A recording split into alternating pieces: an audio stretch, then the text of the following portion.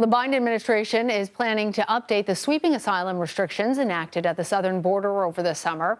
You may recall the president's temporary executive order made it significantly more difficult for migrants to enter the U.S. through the border. That order was to be lifted once a 7-day average of daily illegal border crossings fell below 1,500. But CBS News has learned from U.S. officials that the administration plans to lift the executive order if daily illegal crossings remain below 1,500 for 28 days, much longer than originally predicted. The administration plans to make these changes official as soon as Monday. Vice President Kamala Harris says she intends to keep President Biden's asylum crackdown in place if she's elected. Harris is campaigning on the southern border, visiting Douglas, Arizona on Friday evening. This marks the vice president's first trip to the border since becoming the Democratic presidential nominee. CBS News senior White House and political correspondent Ed O'Keefe joins us from Douglas, Arizona. So, Ed, a recent CBS poll finds that 58% of likely voters consider the border a very big factor in their choice. What is the Harris campaign hoping to get out of this visit?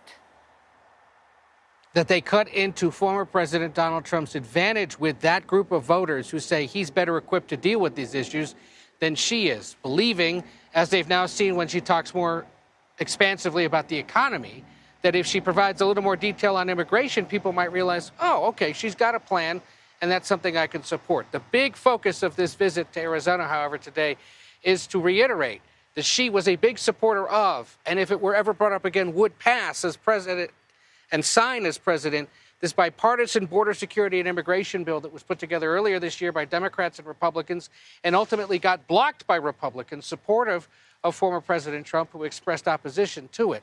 It would have, among other things, hired thousands more Border Patrol agents to secure spans like this one here in Douglas, Arizona.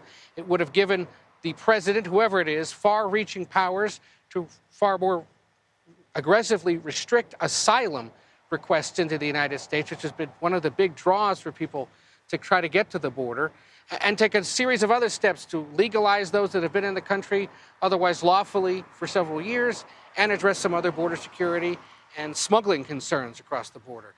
But as you said, this is a subject and a part of the country she has visited infrequently, while, of course, Trump and his running mate, J.D. Vance, have come several times here to Arizona, to California and Texas to discuss this top voter concern. And Ed, you heard in my introduction the numbers of the border crossings and the way in which the Biden-Harris administration intends to change their policies. Fact check us. What's the latest in terms of the number of illegal crossings? Look, no matter how you measure it, whether it's apprehensions, whether it's illegal crossings, whether it's people who are legally crossing because they filled out the asylum paperwork, the numbers are down over the last several months, and they've essentially plateaued in the last 2 months. You talk to local officials here. Why has that happened? Well, part of it has to do with the heat.